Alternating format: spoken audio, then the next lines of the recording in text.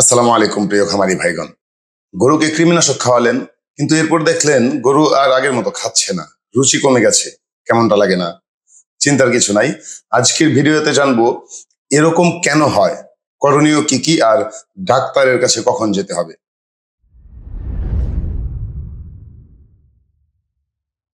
গরুকে কৃমিনাশক দেওয়ার পর হঠাৎ রুচি কমে যাওয়া একেবারে অস্বাভাবিক কিছু নয়।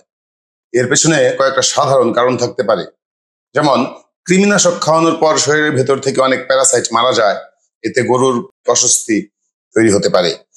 দ্বিতীয়ত, কিছু কৃমিনাশক ওষুধ গরুর লিভারের উপর চাপ ফেলে, লিভার একটু দুর্বল হলে খাবারের রুচি কমে যায়।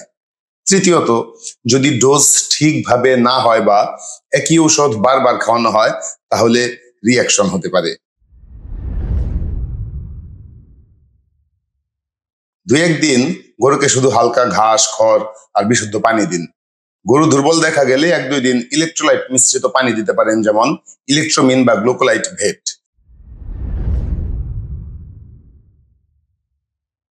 যদি গরুর লিভারে বেশি পরিমাণ কলিজা কৃমি থেকে থাকে, তবে কৃমির ঔষধ দেওয়ার ফলে কলিজা কৃমিগুলো মরে লিভার থেকে পড়ে যায়। তখন কলিজার যে জায়গায় কৃমিনাশক লেগে থেকে রক্ত ও রস শোষণ করছিল, সেখানে ক্ষত বা ঘায়ের সৃষ্টি হয়। এই অবস্থায় গরু একেবারে খাওয়া ছেড়ে দেয়।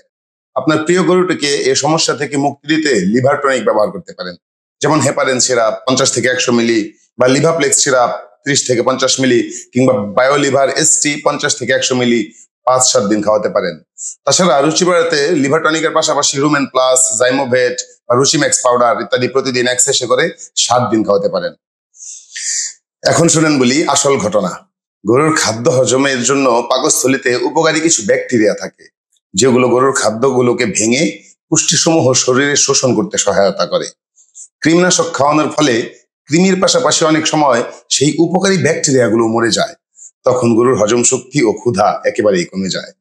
এই উপকারী ব্যাকটেরিয়া পুনরায় উজ্জীবিত করতে কিছু জিনিস গরুকে খাওয়ালে ম্যাজিকের মতো কাজ করে।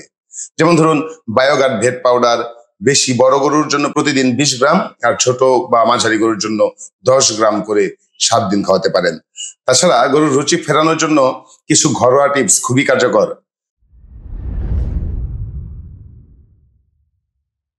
প্রতিদিন 50 গ্রাম আদা একবেলা, 50 থেকে 100 গ্রাম রসুন ছেঁচা একবেলা, আর দিনে 1 কাপ করে একদম চিনি ছাড়া টক দই 5-7 দিন, এবং খাবার সোডা দিনে 20-30 গ্রাম করে 7 দিন।